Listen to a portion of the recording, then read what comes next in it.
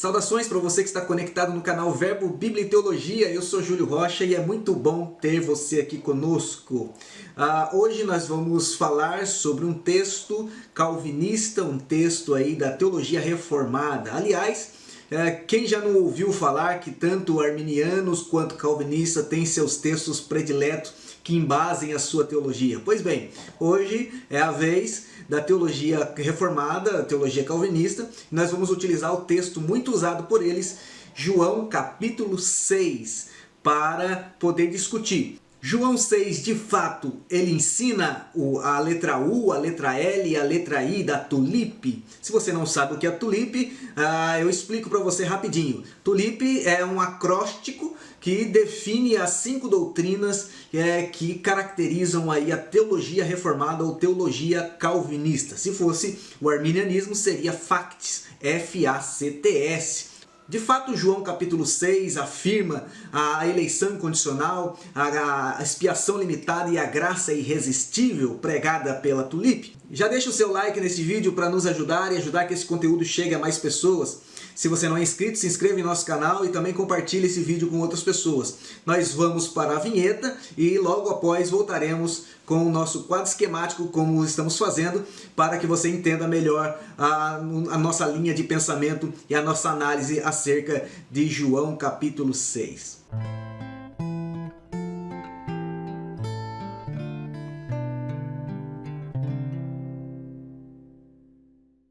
Muito bem, meus irmãos, feita a introdução aí, vamos para nosso quadro e nada melhor do que um esquema para poder dar mais visibilidade para os irmãos com relação à polêmica que envolve João 6. Ele prova a tulipe, coloquei aqui as 3 premissas da tulipe, extraindo então depravação total e perseverança dos santos, que é a primeira e a quinta premissa da tulipe. Nós temos eleição incondicional, expiação limitada e graça irresistível. Portanto, João 6 prova essas 3 premissas de eleição incondicional, expiação limitada e graça irresistível.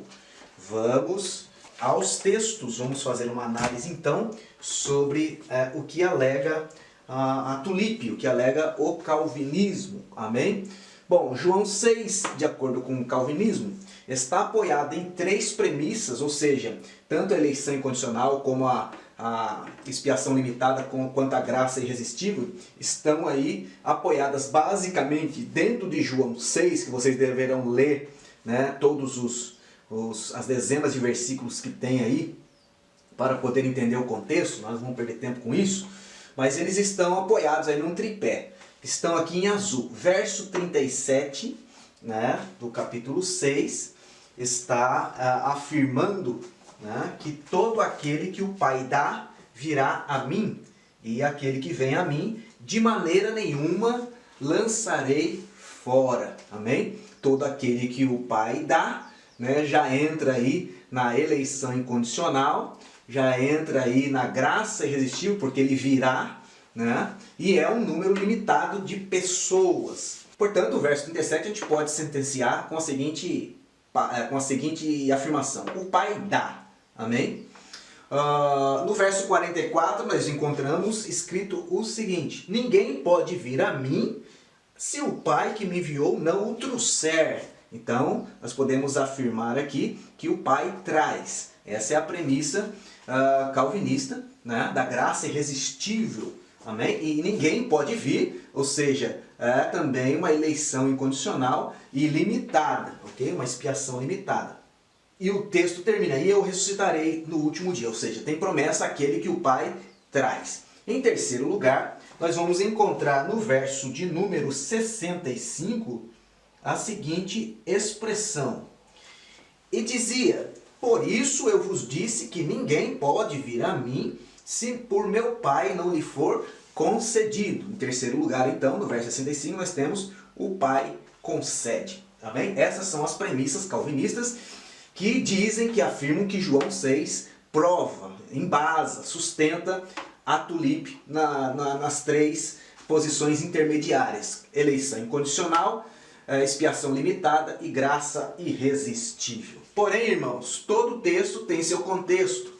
Amém? E nesse caso o contexto não só está dentro do próprio texto de João capítulo 6, como por todas as escrituras. Amém? E é isso que nós vamos tentar analisar aqui. Primeiro, de fato, o versículo ele procede a nós, como arminianos, que conhecemos inclusive um pouco do calvinismo, nós entendemos que de fato é o Pai quem dá. Então, se nós formos olhar o verbo dar aqui, né, vem do grego de dome, que implica em conceder, ele é um verbo indicativo no presente, que indica a ação, na terceira pessoa do singular. Okay? Então, de fato, há, né, um dar do Pai aqui, nós concordamos com isso, esse texto ele é fiel, ele só perde intensidade dentro dos parâmetros da Tulip. Por quê? Porque esse dar, embora ele seja um verbo de ação, né, um verbo ativo, né, e um verbo indicativo, por isso indica a ação, né, ele tem sentido de conceder, o mesmo sentido que nós encontramos aqui no verso de número 65, mas esse conceder aqui, o verbo vai ser conjugado de uma outra forma, mas é o mesmo verbo, de dome aqui, ok? Então esse Pai dá aqui é a mesma coisa que o Pai concede. Em algum lugar está estabelecido, né, que aquele que vem a Jesus de maneira alguma será lançado fora. Amém? Portanto, nós temos esse verbo já classificado. No verso 44 nós temos que o Pai traz. Né? Ninguém vem a mim se o Pai não trouxer. Esse verbo vem do grego helko, ok? Que implica em atrair, ok? E como nós temos o pempo, né? Antes dele, nós temos aqui uma ideia de impulso, atração, o Pai impulsiona, né? No sentido de atrair. Esse verbo helko é um verbo subjuntivo, né? E se nós formos olhar o que é um verbo subjuntivo, é um verbo que ele é subjetivo, ou seja, ele tem uma ideia pessoal, né? Uma iniciativa divina nesse caso, que pode aí simbolizar tanto incerteza quanto dúvida ou desejo e expectativa.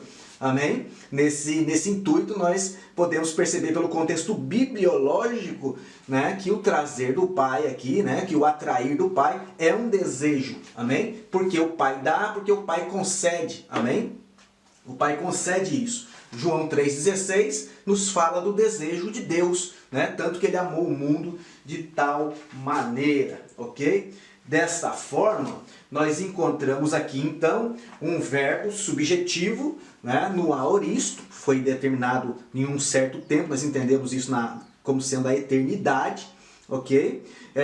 Também de uma voz ativa de terceira pessoa do singular. Portanto, o fato desse verbo ser uma voz ativa, ele também é justificado pelo fato dele criar uma expectativa divina que todos aqueles que ouvem a palavra do Senhor venham ou sejam atraídos a Jesus. E essa atração é o mesmo, ou seja, esse helko é a mesma ideia, ele é usado em dois sentidos, né?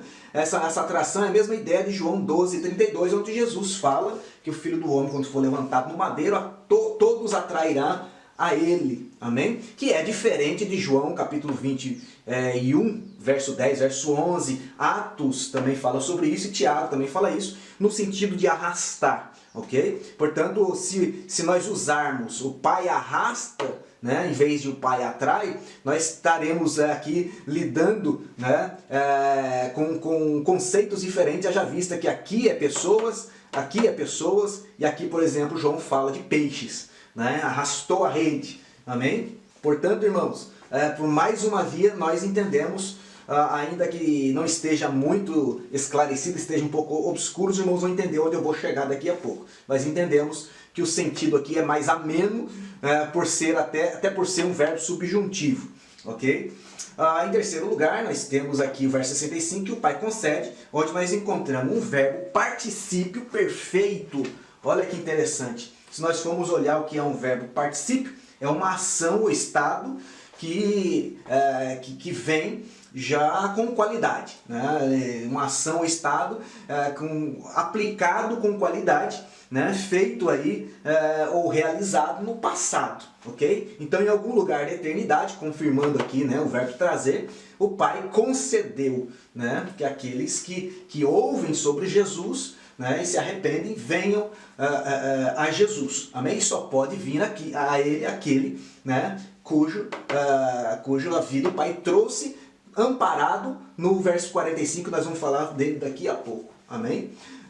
Portanto, nós temos um verbo particípio perfeito aqui, na voz passiva, ok? E também classificado no nominativo neutro, ok? No singular, ok? Então, nós olhamos aqui, né, que não tem, as três conjugações verbais, não tem a força que a tulipe quer que tenha. Como se não fosse muito, né, nós encontramos aqui então um caso de omissão grave da tulipe, né, em omitir o contexto, né, que explica os textos imediatamente, né.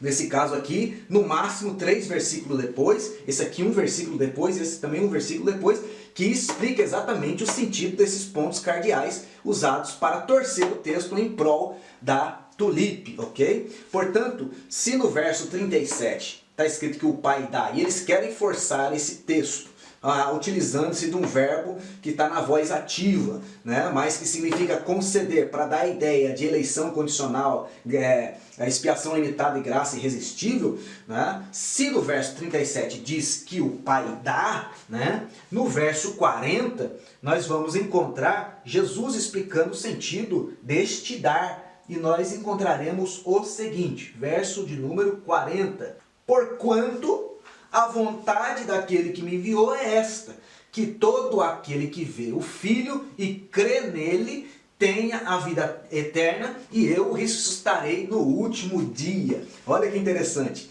É fácil a gente afirmar que o Pai dá. É só aquele que o Pai dá que vem, né? Mas Jesus está explicando aqui duas coisas. Primeiro, que todo aquele que vê o Filho. Quem é que vê o Filho? Primeiro, foi concedido, foi dado pelo Pai que todos vejam o Filho.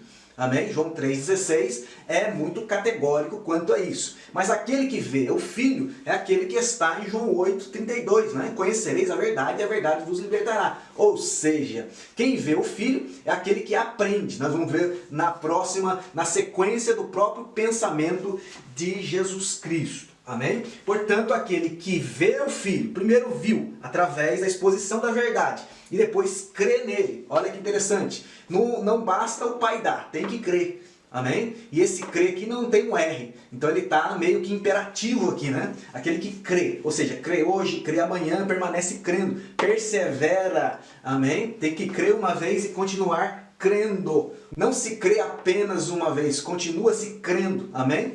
A fé que uma vez brotou em nós, ela precisa frutificar, ok? Ela precisa ser renovada. Amém? Porque o contrário da renovação de fé é o esfriamento ou naufrágio na fé. Amém? Embora se crê uma única vez para a salvação, essa fé que entra é subjetiva, ela se torna objetiva em boas obras para a frutificação do crente. É o que nós vamos tratar daqui a pouco no mesmo conceito de João 15. Amém? Portanto, o verso 40, ele tira todo o ímpeto que a tulipe tenta dar, no sentido que o Pai já determinou aqueles que vão ser salvos. Amém? Portanto, é falsa a premissa da eleição incondicional, da expiação limitada e da graça irresistível no verso 37 do capítulo 6 de João. Segundo, ao passo que eles afirmam que o Pai é quem traz, no sentido até de arrastar, né? O verso 45, que eu não anotei aqui, o verso 45 responde imediatamente pelo contexto do verso 44.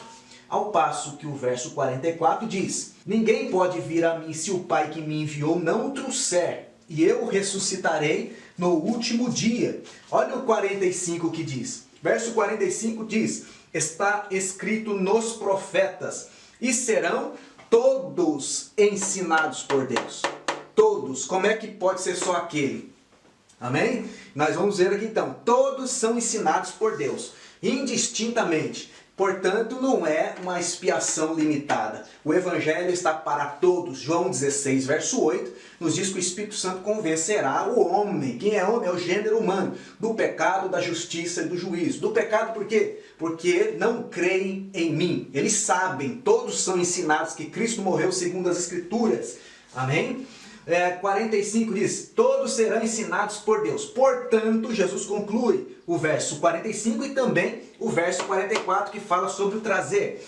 Portanto, todo aquele que do Pai ouviu e aprendeu, vem a mim. Todos são ensinados por Deus. Deus amou o mundo de tal maneira, né? Mas todo aquele que crê é quem não vai perecer e vai ter a vida eterna.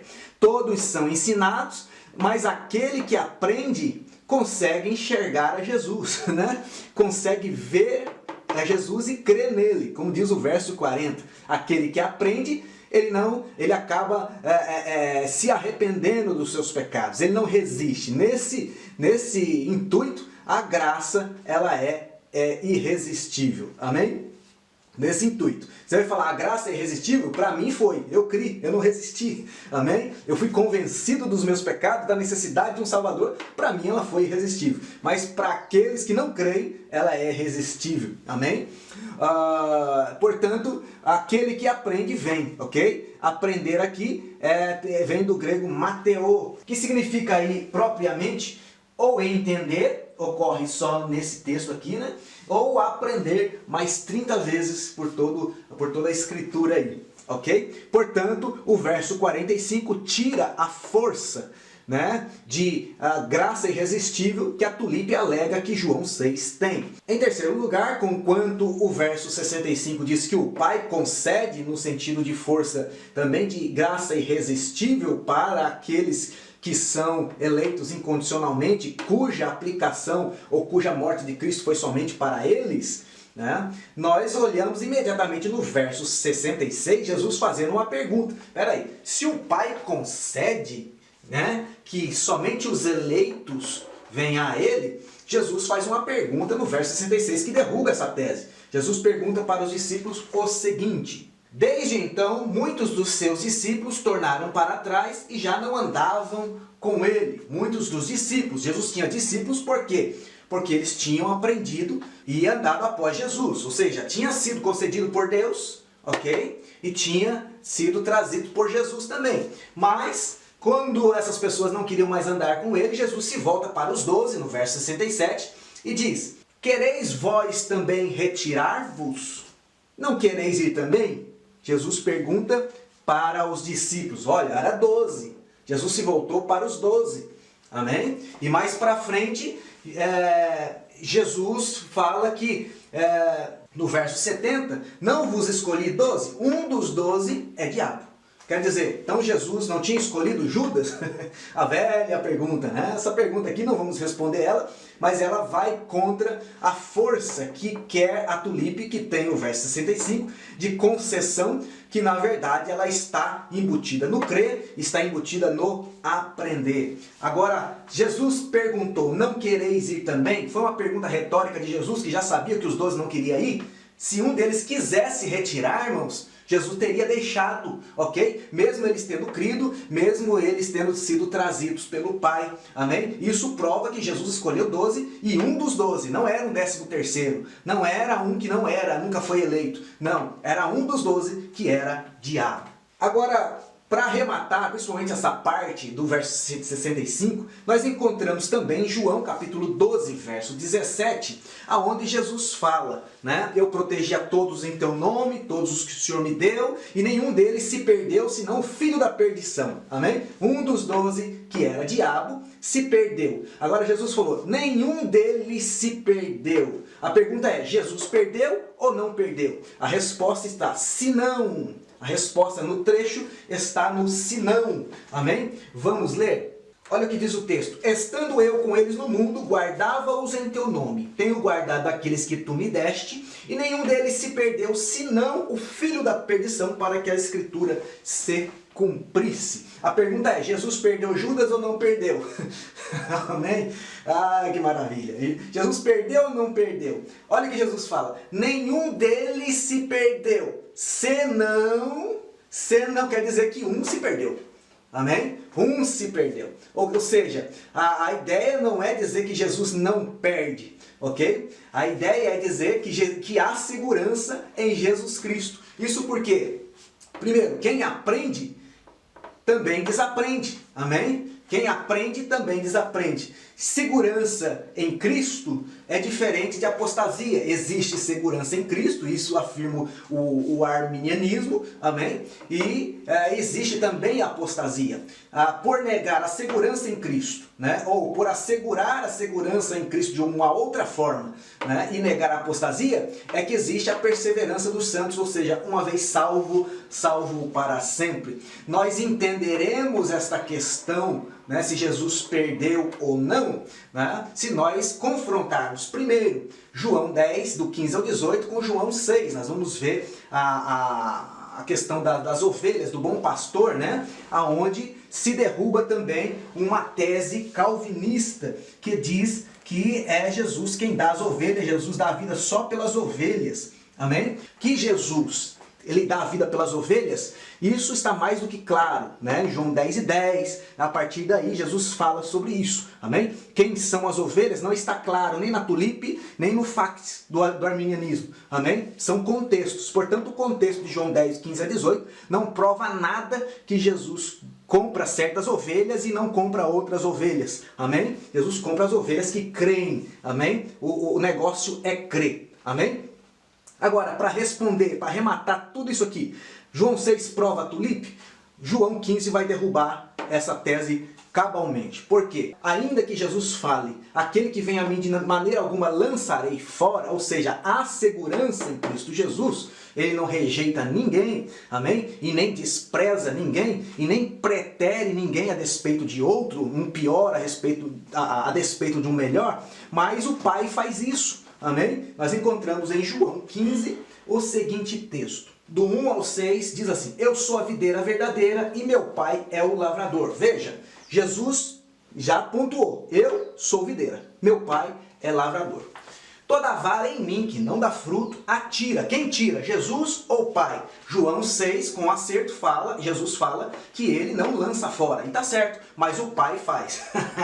Olha aí, irmãos, o Pai tira, viu? Não dá fruto não para ver. E tira, e limpa toda aquela que dá fruto, para que dê mais fruto.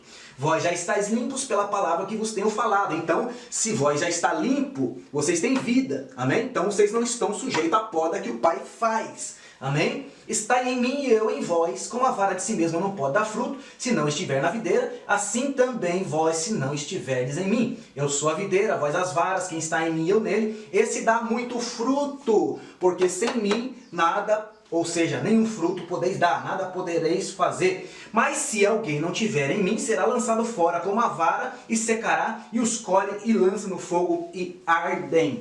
Portanto, João 15, do verso 1 ao verso 6, explicita muito bem que, embora Jesus não lance nenhum fora, o Pai o faz mediante o fruto que cada um dá em Jesus. Há segurança em Cristo Jesus, desde que você tenha fruto, porque sem Jesus você não pode dar fruto. E ao mesmo tempo, Judas se perdeu, mesmo estando com Jesus, mesmo sendo um dos 12, foi perdido. Por quê? Para que a escritura se cumprisse, o Pai podou Judas. Amém? Então não foi Jesus que lançou Judas fora, foi o Pai. Amém? Portanto, irmãos, nem eleição incondicional, nem expiação limitada, nem graça irresistível são provados por João 6. Primeiro, porque o próprio contexto derruba esse pretexto da tulipe. Segundo, porque embora Jesus não faça, Deus o faz mediante palavras do próprio Jesus. Porque Jesus é a videira, amém? O papel dele é da vida. O Pai é o lavrador, o papel dele é podar, amém? E nisso está a concessão de Deus, o atrair de Deus e a concessão de Deus novamente, nos versos 37, 44, 65, consecutivamente, em relação a todos os que são ensinados, destacando-se aquele que aprende, que são atraídos por Jesus. Ou seja, quando nós aprendemos de Deus, nós conhecemos o nosso pecado, a necessidade de um Salvador, a fé é gerada em nós para que nós creiamos, assim é concedido por Deus que aquele que crê tenha vida através do Filho de Deus. Amém? Bem, meus irmãos, chegamos ao final de mais um vídeo. Vocês puderam analisar aí, junto comigo, essa passagem do capítulo 6 de João, da maneira mais simples possível, e chegar à conclusão de que, de fato, João capítulo 6 não embasa as doutrinas que envolvem a tulipe, eleição incondicional, expiação limitada e graça irresistível, assim como a Bíblia também não embasa. Mais uma vez nós reforçamos que você deixe seu like para que esse vídeo possa chegar a outras pessoas. Se inscreva em nosso canal se você não é inscrito. Se quiser se utilizar dos campos comentários para poder tecer algum comentário, fique à vontade. Amém? E no mais, que Deus abençoe a sua vida e até o próximo vídeo, se Deus quiser.